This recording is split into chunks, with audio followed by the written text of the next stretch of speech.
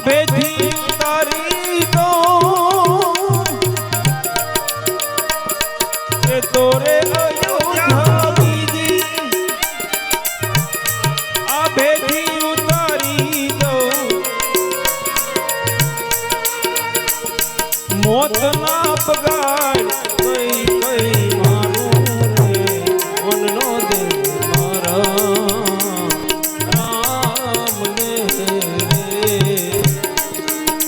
અયોધ્યાનો રાજા દશરથ આજ કઈ કઈ ના પગમાં પડે છે, વિનંતી કરે છે વારંવાર કે કઈ કઈ મારા રામને વન ન દે.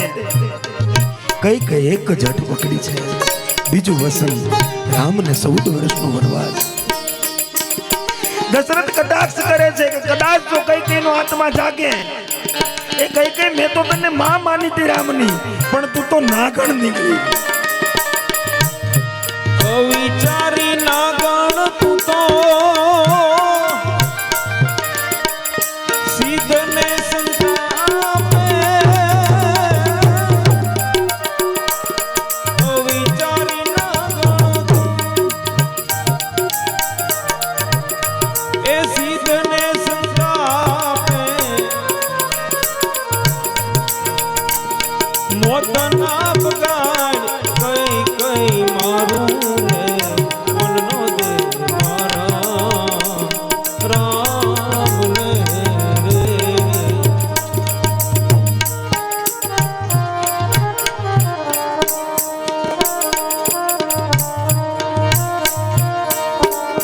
के तो तूने पाए लागू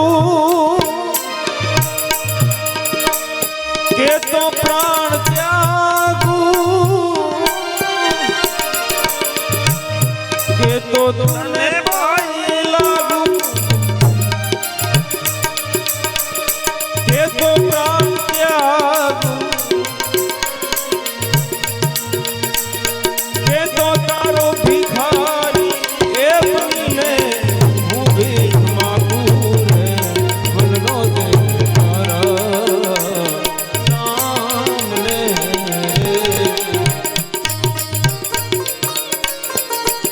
કઈ કઈ તું કેને તો મારા પ્રાણ ત્યજી દઉં. મને પ્રાણથી પણ પ્રિય મારો રામ છે, મારા રામને વન ન દે. તું કહેતી હોય તો હજી તને પગે લાગુ, તું કહેતો મારા પ્રાણ ત્યજી દઉં. અને તું કહેતી હોય ને તો અયોધ્યાનો રાજા દશરથ આજ તારી આગળ ભિખારી બનીને ભીખ માંગે છે. કહે રે પિંગલ શ્રી દશરથ રાજા કઈ કઈને સમજાવે. કહે રે પિંગલ શ્રી દશરથ રાજા કઈ કઈને સમજાવે. માના નહીં રાણી રાજા જાવ્યો ગે રે વનનો દે મારા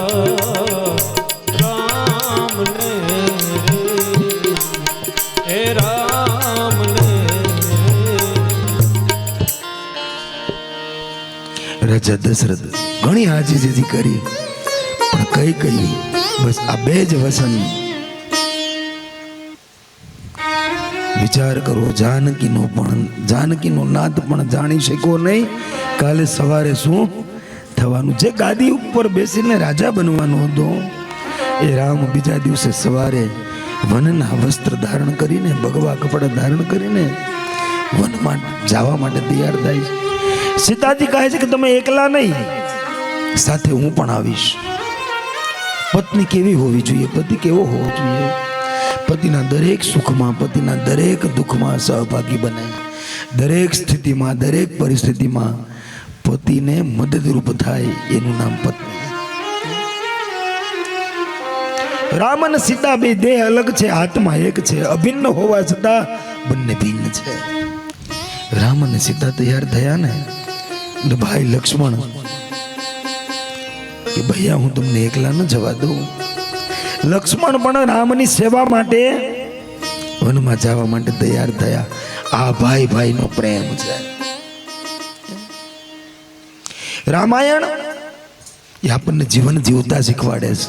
ભાઈ કેવા હોવા જોઈએ, પત્ની કેવી હોવી જોઈએ, પિતા કેવો હોવો જોઈએ.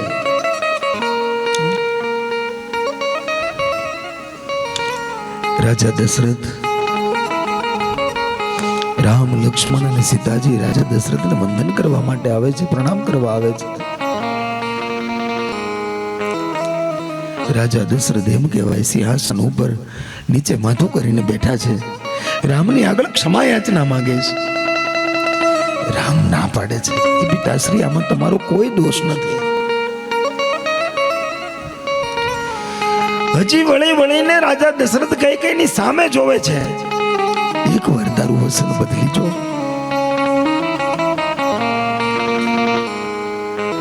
રામ, લક્ષ્મણ ને જાનકી ત્રણેય વન માટે નીકળે છે. આ બાજુ લક્ષ્મણની પત્ની ઉર્મિલા જે સતી કહેવાય ને, એ સતીમાં લક્ષ્મણની પત્નીનું નામ પહેલા આવે. 14 વર્ષ એક જ જગ્યાએ સ્તબ્ધ ઊભી રહી, પતિની આજ્ઞાનું પાલન કરીને.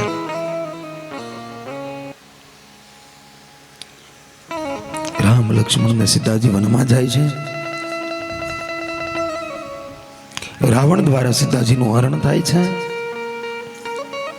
રામ અને હનુમાનજીનું મિલન થાય છે.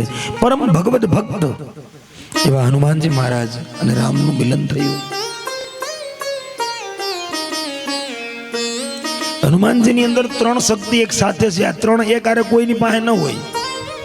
બળ, બુદ્ધિ અને દાસત્વ. જેનામાં બળ હોય એનામાં બુદ્ધિ ન હોય.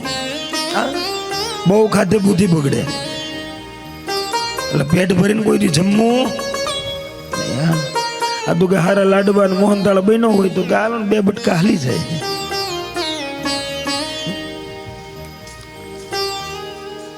જે બહુ ખાતો હોય એનામાં લાંબી બુદ્ધિ ન હોય. જેનામાં બુદ્ધિ હોય એનામાં બહુ બળ ન હોય. અને અથવા તો બળ અને બુદ્ધિ જો કોઈનામાં હોય તો એનામાં શું હોય? અભિમાન. પણ આ રામનો દાસ હનુમાન કેવા છે? બલય છે, બુદ્ધિ છે, અને સતત દાસ બનીને રહી છે. દાસત્વ છે. રામનો દાસ કહેવાય. બોલીએ પવન પુત્ર હનુમાનજી મહારાજ કી. સીતાની શોધમાં રામ, લક્ષ્મણ અને હનુમાનજી છોકરી સાથે મિલન થાય છે. રામેશ્વરની સ્થાપના કરે છે, રામેશ્વરની પૂજા કરે છે, સેતુ બંધ બાંધે છે.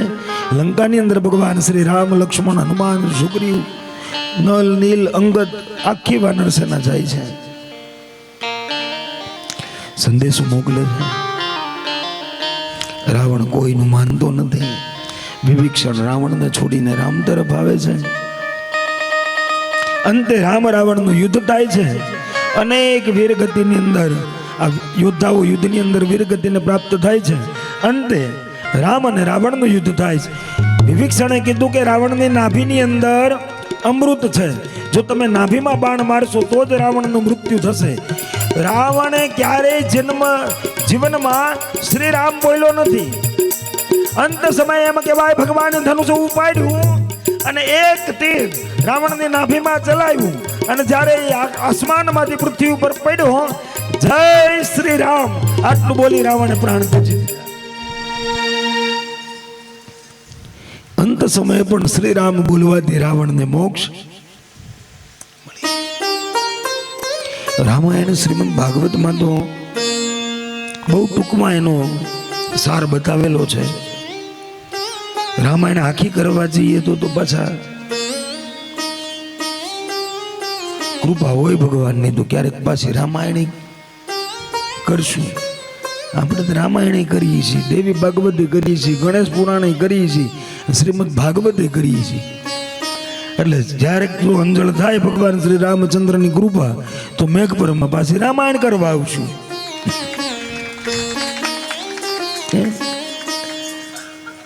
આજ ટાક પરિવાર ઉપર કઈક પિતૃની કૃપા થાય ને હરખ હોય આગળ હાલી જાય.